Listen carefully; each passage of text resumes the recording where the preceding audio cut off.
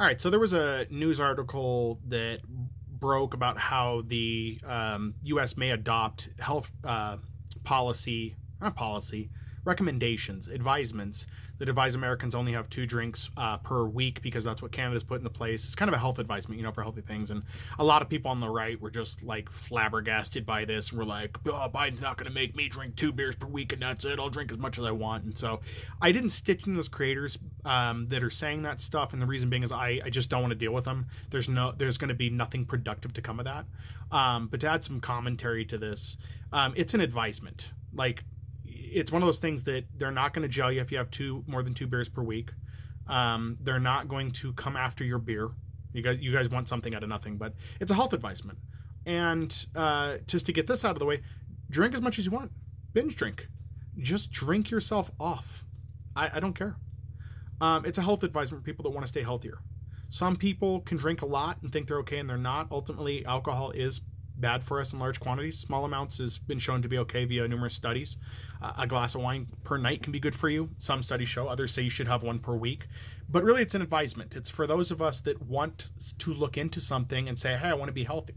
I've recently started a weight loss journey myself, which I'm doing pretty good at. So I'm following recommended dietary guidelines to cut calories, eat proper foods, less sugar.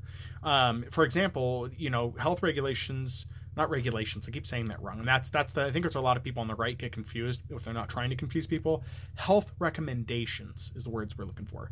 So you shouldn't have any more than 150 grams of sugar per day. I was having thousands of grams of sugar per day.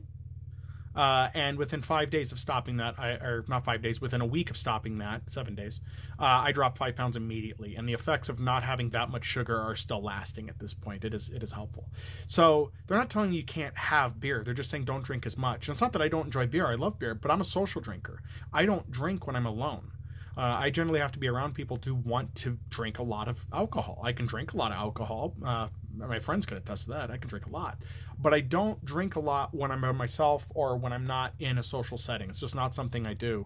I just don't have the urge or will to. It's also one of those things I don't drink because I'm depressed. I've never had an alcohol addiction issue, nothing like that. But again, it's just a recommendation. And the reaction by people is really quite telling that these people have no original thoughts in their brain.